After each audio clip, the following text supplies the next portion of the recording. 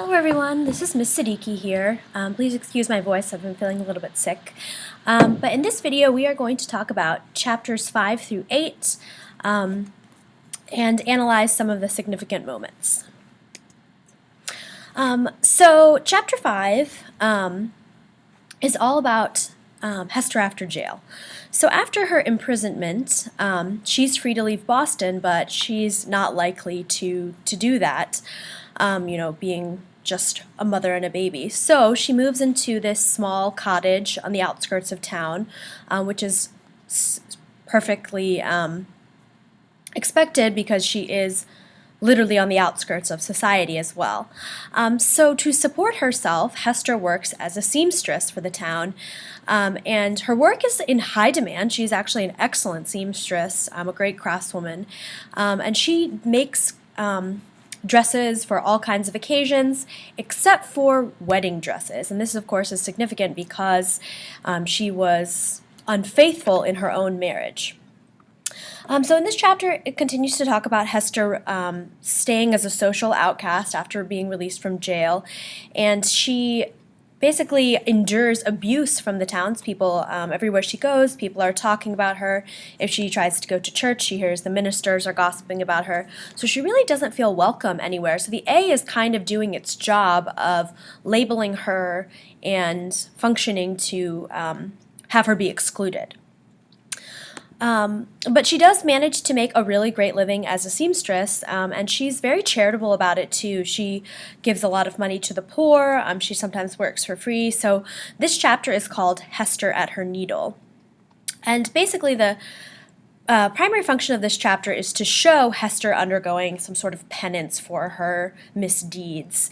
And she kind of goes beyond the letter of the law, which said, stand on the scaffold, wear this A, stay in jail. She really could have left that, but she's sort of choosing to stay in Boston and absorb this atmosphere of torture, really. So this is really her penance. And Hester dresses in corsets, which is described, and she has somber, it's described as being somber attire, and it's kind of interesting because Hawthorne describes Hester's taste as for things that are rich and beautiful. And as you'll see in the later chapters, Hester decides to dress Pearl in clothes that are rich and beautiful instead. So despite Hester's humiliation on a daily basis, she kind of refuses to strike back against the other colonists. And she inwardly is upset, and you can tell that about it, but she will not go against them outwardly. So chapter 3 is all about Pearl, and so at this point in the book, Pearl is 3 years of age, and she's really described as this beautiful, graceful little girl, and she's also kind of described as having this kind of fiery passion. She's really uncontrollable, and Hester really has a hard time raising her because she's just got this really spunky personality. So one thing that Hester does do is that she makes beautiful dresses for Pearl and sort of adorns her with the products of her seamstress work. And so the name Pearl comes from a parable from Matthew, which is about this man who sold everything just to get this one pearl, this one precious object. And so this really makes sense for Hester because she paid the ultimate sacrifice to get Pearl. So it shows both how she cherishes Pearl, but also how she's given up so much to have Pearl. So some significant things from chapter 6, we see that Pearl's own mischief and disrespect for authority and for people in the town are supposed to be resemblant of Hester's own sins of passion. So Pearl is kind of an embodiment of that sin. Hester named her daughter Pearl because she became at a great price. Hester continues to make clothes. Pearl is this living version of the Scarlet Letter. Again, she's this undisciplined baby, has fits. She's an outcast with other children, like nobody wants to play with her. She's unchristened, unwelcome in church society. And so in this chapter, we see how both mother and child are living on the outskirts of society, physically and emotionally, as a result of what Hester did. So basically, Hester and Pearl are mother and daughter together, and they rely on each other because they're excluded from respectable society. Pearl doesn't try to make friends. She's even described as like throwing rocks or screaming at other children. Pearl is described as this really imaginative child who has like make-believe friends, and she does create make-believe enemies that she plans to destroy, and so you think those are the Puritans in their town. And Hester's interpretation of Pearl's behavior is almost like Pearl is a sort of fiendish, supernatural being, and she doesn't really try to control her that much. And Hester really deeply loves Pearl. It's clear that she is, even if she's not able to control her child, that she is a good mother in terms of the love that she has, the unconditional love that she has for Pearl. But there's this weird element of like Hester sort of fears Pearl, and that might kind of come from the complex relationship that she has about Pearl as being this other type of Scarlet Letter that marks her as different and as other and as a sinner. So the object that captures Pearl's attention the most on her mother is the Scarlet Letter, which kind of would make sense. They're associated together. And in this chapter, we hear that as an infant, Pearl grasped at the letter. As a child, she like threw wildflowers at the letter, so some more rose bush imagery. And then in this chapter, it's kind of interesting. We hear that Pearl is curious about her father, denies having a heavenly father. So she's basically denying religion, which is very bold for a child and any Puritan. And she also makes demands on Hester to explain where she came from. And it's clear that it's impossible kind of to teach Pearl about religion, and that she sort of refuses to be religious. So chapter 7 is called The Governor's Hall, and this is kind of Hester and Pearl's first outing in a public setting that we hear about. And so Hester goes there because she hears that some influential citizens are planning to take Pearl away because Pearl might be this like ungodly baby, and also some believe that Hester is unfit to raise Pearl. So Hester wants to go make her case against these influential citizens, and so she goes to Governor Bellingham's mansion. And she does so under this pretext of taking these gloves that she's made, because we know that she's a seamstress. And Hester basically plans to go plead for her right to keep Pearl. And she's, just as they get there, Pearl is again taunted by some Puritan children. And then it's clear on the outside of the mansion that Pearl is like obsessed with this rose bush. She wants to take one of the roses, and again there's this rose bush imagery all throughout that's symbolic for Hester, and kind of her differentness from the Puritans.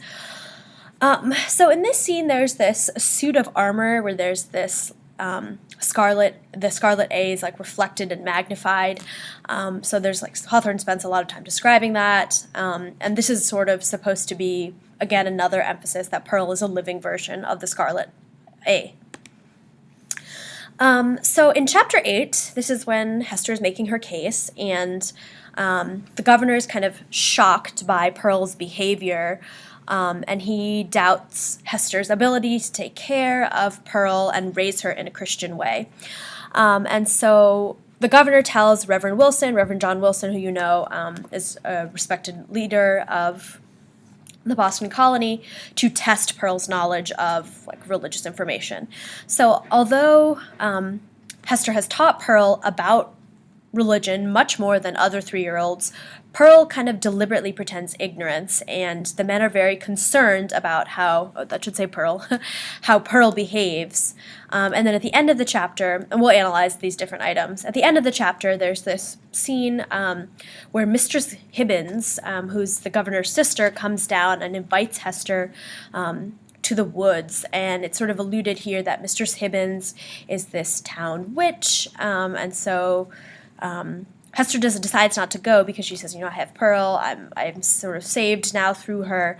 But this scene is sort of supposed to show, again, this hypocrisy in the town that, Hester, an adulterer, such a sinner, but the governor's own sister is engaging in witchcraft, and these sort of like secrets are kept, whereas Hester is made to be publicly shamed. So in this chapter, right, we have this plea from Hester, and ultimately Dimmesdale persuades the governor and Wilson to let Pearl remain with her mother, both as a blessing from God and as a reminder of her sin. And again, the significance of the Mistress Hibbins incident. Hester declines to go to this midnight meeting of the witches, showing again that she's undergoing penance, that she's not going to go to the devil just because everybody believes that's what she might do. In this chapter, we also learn that Chillingworth is now basically the town doctor. He's like an established man in the town. He's friends with Dimmesdale. And it's also clear from these chapters that Chillingworth has gotten kind of uglier and darker, and Hester has gotten lighter and beautiful as the story has progressed. And Hester in this chapter makes a plea to Dimmesdale to vouch for her mother's rights to keep her child. And in this chapter, Dimmesdale is described as being sickly again. He's got that kind of perpetual, like, clutching his heart. He just seems, I don't know, like he's ill in some way. And Dimmesdale does step up for Hester, and he says, Pearl could be her ticket to heaven. She could redeem herself. And there's, again, this passionate plea by Dimmesdale. And so the audience is kind of just about to find out that Dimmesdale is connected to Pearl and Hester. So this is the first time in 3 years where the four main characters have all been together. We've got Pearl, Dimmesdale, Chillingworth, Hester. So this chapter contains the first hints as to Dimmesdale being the father. Dimmesdale has been suffering with his concealed guilt. It's clear he's very ill.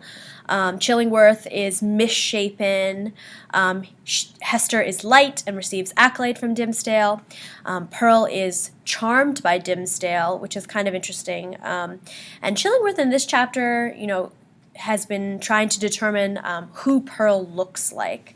So Chillingworth, even though it's been several years, is still kind of being sneaky, trying to figure out, like, who is my wife's father, or my wife's daughter's father.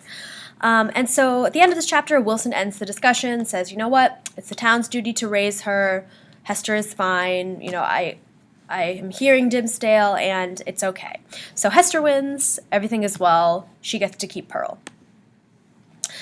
So as we approach the next couple of chapters, I want you to think about, why is everyone in this book getting like older and sicker? If you look really close at the word choice and diction of this book, it's kind of clear, looking at the language choices, that people in the town are described as kind of being sickly and not well, and Hester is kind of the opposite. And then I also want you to think of, like, what is Chillingworth's plan? What is Chillingworth's plan? Because he's been there for 3-ish years. He's friends with Dimmesdale. He's part of the community. So what is he going to do now that Pearl's getting older? Is he just going to wait to see, like, who does she look like? Does he think Hester's going to cave? So think about what might happen next in the story. Thanks for watching.